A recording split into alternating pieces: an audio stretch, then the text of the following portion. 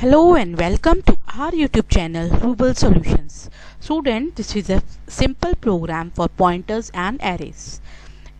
Hash includes stereo.h, int main, int I, x6, sum 0, printf, enter 6 numbers.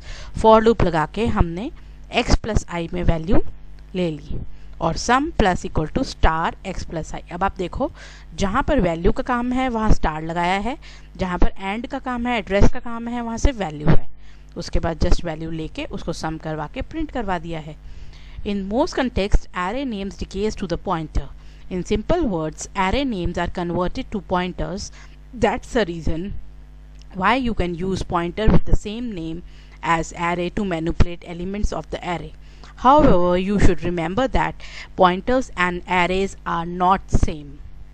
ठीक है, अब मैं रन करके दिखाती हूँ. मैंने डाला 12, 23, 12, 14, 58. ठीक है, इसने प्लस कर दिया.